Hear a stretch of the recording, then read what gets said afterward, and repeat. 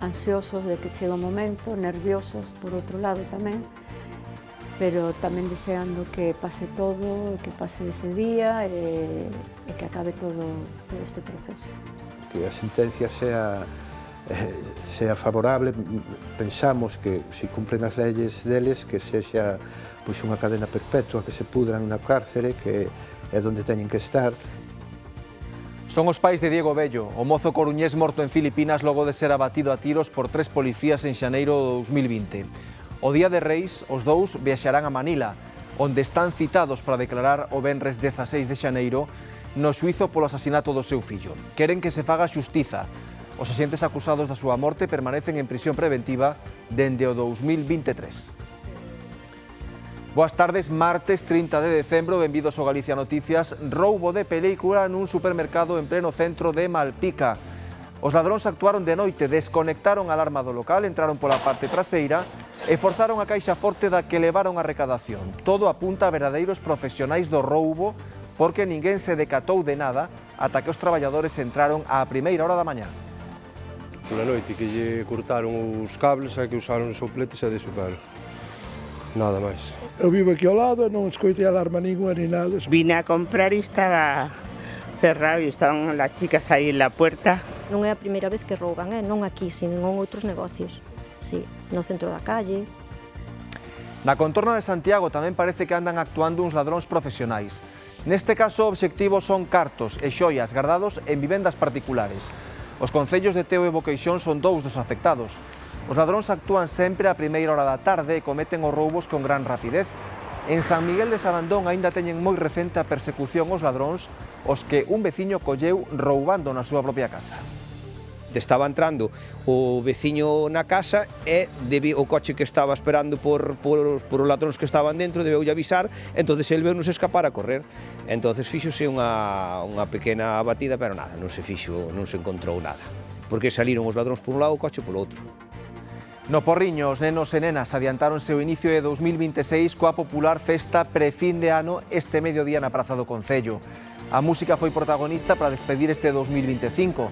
Cantaron, bailaron e participaron en actividades en familia. Centos de rapaces gozaron da festa e deron a benvida ao próximo ano tomando lambetadas en vez de uvas.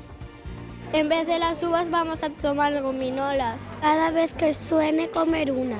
Están con todos os seus amigos, acompañados, entón o pasan genial tamén. É un momento que eles empezan a vivir desde pequenos.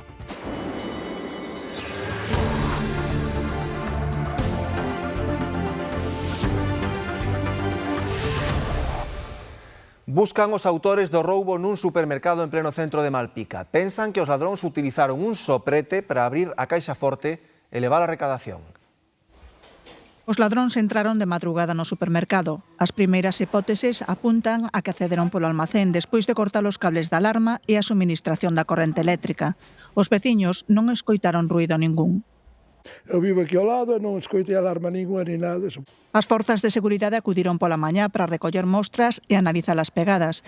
Por iso, o negocio permaneceu pechado durante as primeiras horas da mañá. Vine a comprar e estaba cerrado e estaban as chicas aí en la puerta.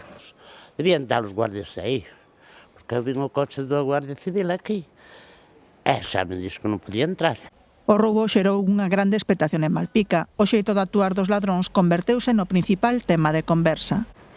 O que falaban antes aí, sabes, que pola noite que lle cortaron os cables e que usaron os sopletes e de Entereime que vou xugar ali onde imos os pensionistas ao pescador e falaron que entraran en Froi. O roubo creou certa alarma entre os veciños. Hombre, sempre estás preocupada porque se entran aquí podenche entrar no teu, entendes? Ou che poden entrar en unha casa. Unha cosiña destes alarmámonos porque aquí é verdad que é un pueblo moi tranquilo. É verdad que é unha pena que veñan dous por aí tocando as narices. Non, é un pobo moi tranquilo, bueno, xa pasan cousas pequenas como en calquer outro sitio de vez en cando, pero moi raro, moi raro. Agardan recuperar esa tranquilidade e que este sexa un caso puntual. Todo apunta a que unha banda organizada está aproveitando as datas de Nadal para asaltar vivendas particulares nunha ampla área do interior da provincia da Coruña e incluso na Estrada, xa en Pontevedra. Relatan roubos nas casas, vixiando cando están baleiras nos concellos de Teo, de Boqueixón, na Estrada, en Vedra Incluso un veciño colleu os delincuentes in flagranti, pero non os deron atrapado. En Vedra teñen moi presente a procura dos ladróns aos que un home colleu na hallada na súa propia casa en Sarandón. Foi un dos asaltos máis sonados dos que están sufrindo estes días no concello. E xustamente estaba entrando o veciño na casa e o coche que estaba esperando por os ladróns que estaban dentro debeulle avisar, entonces el veu-nos escapar a correr. Entonces fíxose unha pequena batida, pero nada, non se encontrou nada. Houve unhas horas que anduveron por separar os dous individuos e máis o coche que estaba esperando por eles. Pero bueno, a policía, a Guardia Civil xa veo, xa viñan de entrar en San Julián, viñan de entrar en Troves a mesma tarde. Denunciáronse roubos semellantes en Boqueixón, en Teo, na Estrada. Os veciños incluso falan de modelos de vehículos concretos e temen deixar as vivendas soas. Salín de traballar, cheguei a casa sobre as 8 menos 25, máis ou menos, e encontreime a casa revolta, o sea, porque me dixo a Guardia Civil que cando se empeza a facer de noite sobre as 6 da tarde, que cando van a abrir, entraron na miña en dúas máis. Ese día, e a semana noutro lado, e a seguinte semana noutro lado. E estaba a ventana da parte de atrás aberta, rota, e todo, o sea, a casa deronlle a volta, literalmente. O sea, bueno, levaron sollas e os cartos que ven efectivo. Aquí a veciñanza está preocupada e toma medidas para ter conta das súas propiedades. O que máis ou que menos, trata de poñer alarmas e comprar cans. Sí, supoño que o da alarma pois é unha boa seguridade, pero eu creo que máis que no sistema de alarma debería estar pois na Garda Civil ou a Policía. Así as cousas, piden máis roldas das forzas de seguridade polas zonas rurais destes concellos. O procedemento xudicial polo asasinato de Diego Bello segue avanzando, malia que lentamente. Nuns días, o 16 de xaneiro, os pais do empresario coruñés están chamados a declarar nunha nova vista que se vai celebrar en Manila. Pilar e Alberto din que acollen esta nova sesión con moita forza, con moitas ganas de que se peche o caso tras 6 anos duros, confiando en que se faga xustiza. Estamos con moita forza, con moitos nervios tamén. É unha tensión e volver a recordar todo algo moi duro. Pilar e Alberto viaxarán nuns días a Manila o vindeiro 8 de xaneiro cando se cumprirán 6 anos do asasinato do seu fillo na illa de Siargao. Deberán formalizar unha declaración xurada. 8 días despois están chamados a declarar nunha nova vista, pero só responderán ás preguntas da Fiscalía e da Defensa. A acusación non intervén neste acto procesal, un acto complicado para eles, xa que volverán ter diante os 3 policías filipinos acusados de asasinar a Diego Bello a máis de manipular e suplantar probas. Esa situación é de impotencia, de rabia, pero a veces tens que ter a cabeza moi fría. Ahora vai a vir Bruno tamén e vamos a estar os 3 ali diante deles para que nos vexan e que, si queren, den unha explicación de o que fixeron, por que o fixeron. Unhas envixas son os que realmente pensamos un empresario, non un narcotraficante, un empresario que daba traballo a 30 familias en Filipinas. Os 3 axentes acusados entregáronse á policía en febreiro de 2023 e 8 meses despois celebrábase a primeira vista do xuízo. Neste tempo declararon testemunhas importantes que axudaron a verter luz neste caso. Por exemplo, a propietaria da casa na que vivía Diego Bello contou que a noite do 8 de xaneiro de 2020 espertou polos sons de varios disparos e polos berros de dor dunha persoa. E outra persoa que declarou que foi moi importante tamén é o alcalde da zona, que dixo que Diego non constaba ningún rexistro de narcotraficantes e que a él non se lle había comunicado esa operación. Pensamos que, se cumplen as leyes deles, que sexa unha cadena perpetua, que se pudran na cárcere, que é onde teñen que estar, porque o que fixeron, desde logo, non hai por onde collelo. O crime de Samuel Luiz, de 24 anos, produciuse na madrugada do 3 de xullo de 2021 no Paseo Marítimo de Riazor. O mozo, acompañado dunha amiga, estaba facendo unha videochamada. O Tribunal Supremo acaba de ratificar a condena pros 3 condenados por este caso. O crime de Samuel Luiz, de 24 anos, produciuse na madrugada do 3 de xullo de 2021 no Paseo Marítimo de Riazor. O mozo, acompañado dunha amiga, estaba facendo unha videochamada. Nesa intre pasaban un dos condenados, Diego Montaña, e a súa parella. Pensou que se estaba gravando e díxolle que deixara de facelo. Samuel explicoulle que era unha videochamada, pero Diego ameazouno de morte, chamoulle maricón e emprendeuna a golpes e patadas con el. Logo sumáronse a agresión os outros dous acusados. A sentenza do Supremo cualifica o ataque de linchamento que deixou a vítima indefensa e ratifica a motivación homófoba do crime. O Alto Tribunal desestimou os recursos das defensas que intentaban reducir as penas e ratifica as condenas de 24 anos de cárcere para Diego Montaña polo delito de asasinato co agravante de discriminación sexual. Alejandro Freire foi condenado a 20 anos por asasinato e Cairo Amaral a 20 anos e medio por asasinato e roubo con violencia por subtraer o móvil da vítima. Os 3 condenados terán que indemnizar a familia da vítima con 300.000 euros. A defensa de Cairo recibiu a sentenza con disgusto. Argumenta que o Supremo non entrou no fondo xurídico e deu por válido o feito nas 2 instancias anteriores. Segue afirmando que o seu defendido é inocente e que non hai probas de ningunha patada á vítima. La sentencia se dice que el jurado llega a estas conclusiones en base a un conjunto de pruebas directas y pruebas indirectas. No sabemos cuáles son las pruebas directas, a día de hoy no lo sabemos, porque la grabación videográfica que ha visto todo el mundo no se puede afirmar que hay una patada de nuestro defendido a la víctima. Y el resto de las pruebas indirectas son, evidentemente, las que se manifestaron por diferentes testigos. Y ninguno dice que ve cómo hay un impacto de una patada en la persona de Samuel por parte de don Cayo Amaral. Poco hay que estudiar de esta sentencia, pero sí, lógicamente, nosotros seguimos afirmando que Cayo Amaral es inocente. Malia que a sentenza do Supremo é firme non admite recursos, Sierra asegura que estudarán outras posibilidades. O Alto Tribunal tamén desestima os recursos da Fiscalía e a acusación particular e confirma a absolución por falta de proba do cuarto investigado. Gran baixada dos termómetros na comarca ourensá da Limia chegaron os -6 graus e as xeadas deixaron parcelas, tellados e coches conxelados. Nesas zonas, para sair á rúa hoxe fai falta moita roupa de abrigo. Tremenda xeada caeu hoxe na Limia.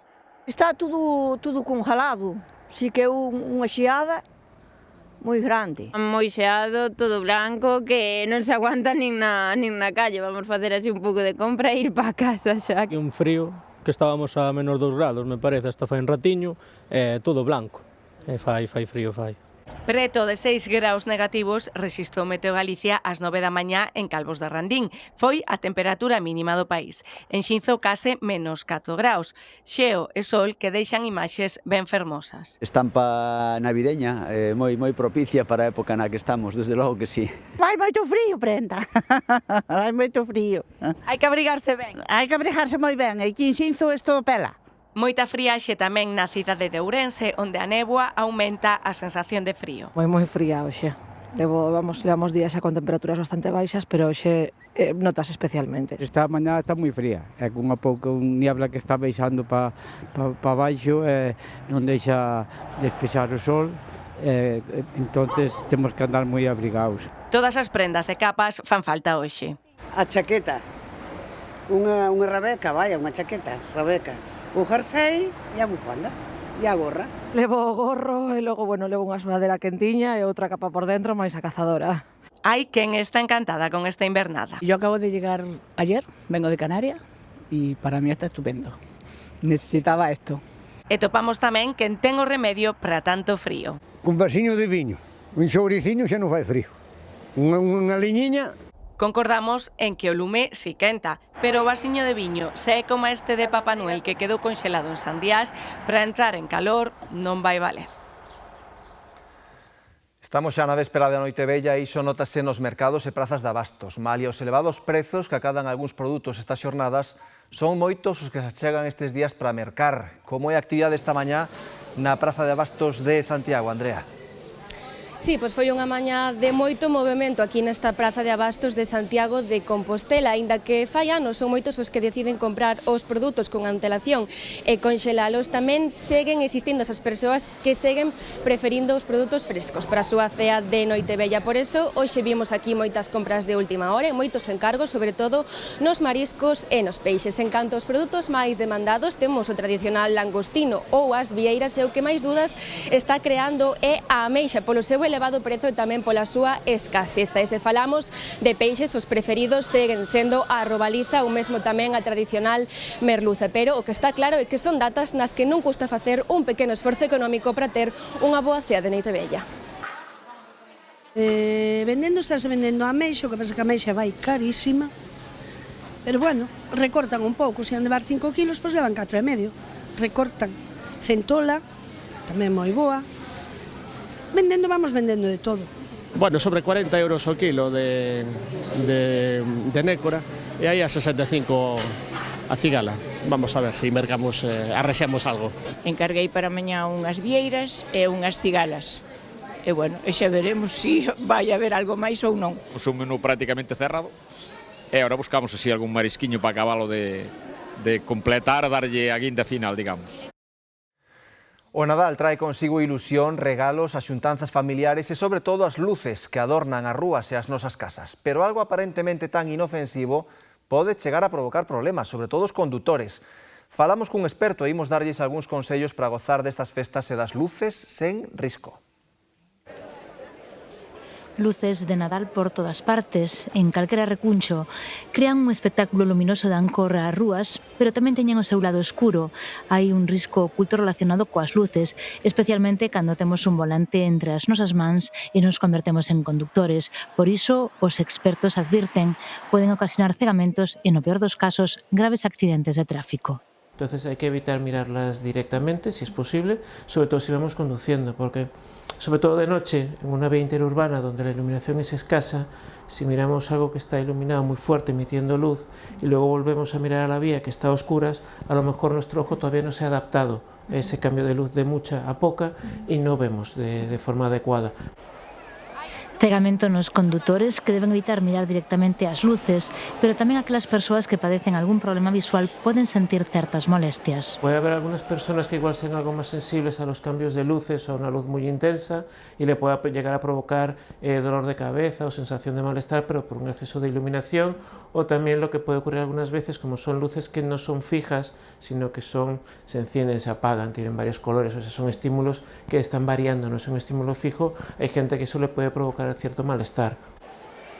Pero, ante todo, unha mensaxe de tranquilidade. Luces homologadas, imagino que podrán estar puestas para que la gente las pueda mirar, evitar mirarlas directamente para no deslumbrarnos, pero vamos, si están homologadas no deberían estar emitiendo una cantidad de luz que sea nociva para el ser humano, evidentemente, si no, no sería lógico que permitieran el uso de esa iluminación.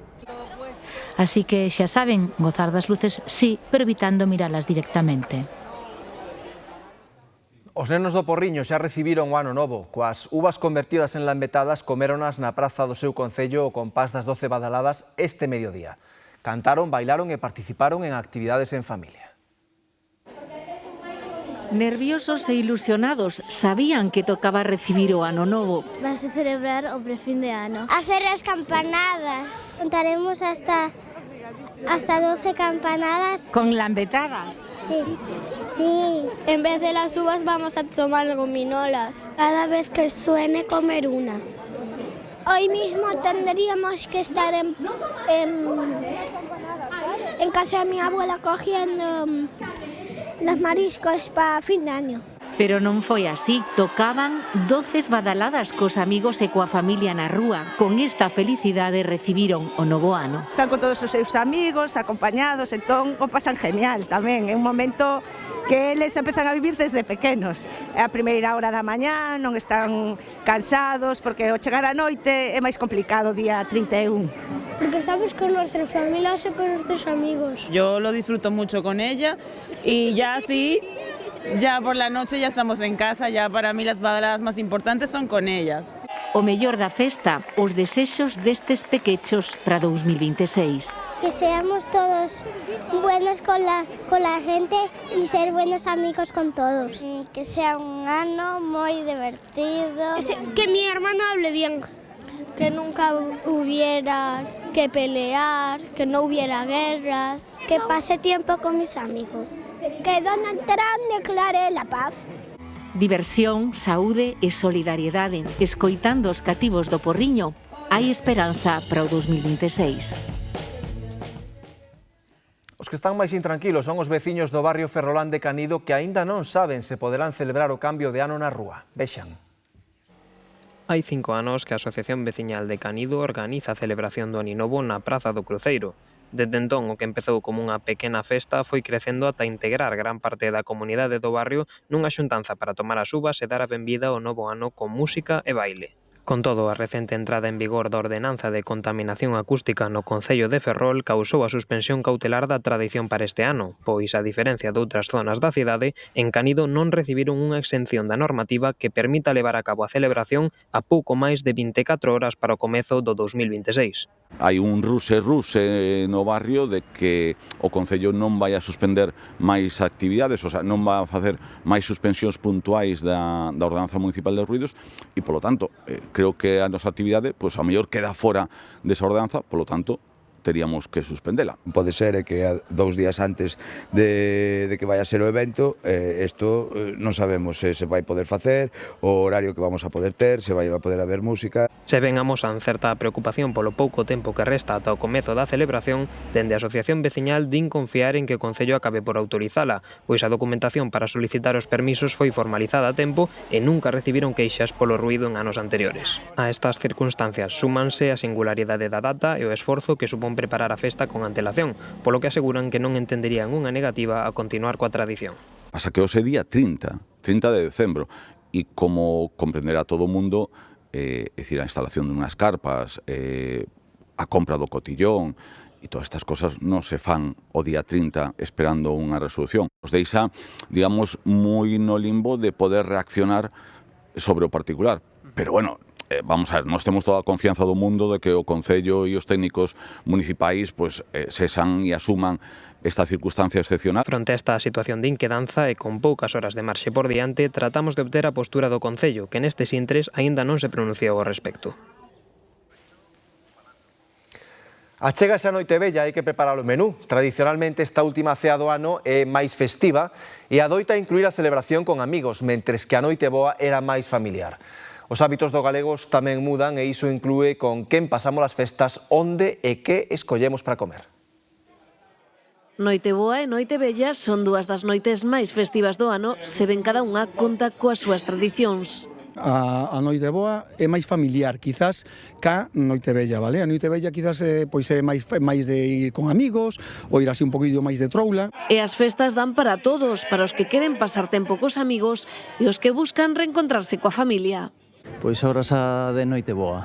Fai anos máis a de Noitevella porque, bueno, era máis despois plan de festa ou demais. Ahora xa, pois, bueno, xa temos máis unha edad máis plan familiar ou así. Fin de año. Porque, no sé, marca más el final del año y me resulta más divertida además también. Fin de año es mucho más divertido, pero bueno, es más entrañable Nochebuena. Con todo, as ceas fora da casa seguen a ser máis habituais na Noitevella, mesmo para os que non cociñan. Noiteboa é unha noite de máis familiar e que preferimos na casa, sí que ao mellor tiramos desa comida que non la traían feita, pero máis na casa, e sí que en Noitevella o de sair fora da casa encantalle a todo o mundo, a verdad. E para os menús tamén hai variedade. En Noiteboa o que buscamos é que, por exemplo, mamá, que sempre se puxo a cociñar nestas datas, a aboa, buscamos o caseiro da casa, o que sabe ao de sempre, ao de todas estas datas que a todos nos recordan os momentos en familia. E buscamos esa parte. E, sin embargo, despois en Noitevella buscamos máis algo pois un pouquiño máis refinado, un pouquiño máis disfrutar fora. Langostinos, cordero, xa fago, cordero saleume polas orellas, Dios mío, 3 días comendo cordero, isto é terrible. Para Noitevella temos pensado facer rape, brochetas de rape, o mango con aguacate, langostinos. Con familia, con amigos, sós, na casa ou de viaxe, cada quen buscará a mellor maneira de entrar no 2026. Construiu toda unha Torre Eiffel de madeira na súa casa de Soutelo en Cuntis con 50 focos de luz para iluminar e facernos sentir o Nadal, pero, aínda sen rematar a obra, xa puxo a venda por 30.000 euros. O próximo proxecto, prepárense, será a Ponte de Brooklyn. A ilusión do Nadal parece non ter límites e así fainolo sentir coa súa Torre Eiffel de 17,5 metros construída en madeira, iluminada con 50 focos como se quixese trascender o mundo. Javier Loureiro recíbenos na súa casa de Soutelo, mimando todo tipo de detalles. Nós aquí levábamos 6 anos decorando todo con luces, pero a torre foi o desencadenante, vamos, miles de personas, viña xente de Vigo, a xente de Ribeira, despois de aquí dos alrededores, Valga, Caldas, Moraña, Campo Lameiro. Agora queres vendela, antes de rematala, non? Home, prefería rematala, pero sí, puxena en Wallapop. En Wallapop, por canto prezo? 30.000 euros. En 30.000 euros? A obra rematará cando chegue a medir 21 metros e aínda que quixera que quedase en Cuntis, xa a puxo a venda por 30.000 euros e disposto a ir ata onde haxa que montala. Eu son un dos únicos do mundo que entro na miña casa e paso por debaixo da Torre Eiffel. Iso seguro. Pois a vez, deixo a cancela aberta porque quero que vexan por debaixo. Deixas entrar na casa? Sí, porque por debaixo as fotos que podes facer é moi bonita. Mentres tanto, Javier desfruta con orgullo de poder pasar por debaixo da Torre Eiffel para entrar e sair da casa e convídanos ao seu fogar de Nadal ilimitado. Ata aquí o noso tempo, quedan xa con Marta de Arriba e o Telexornal. Grazas pola compañía, que pasen unha moi feliz tarde.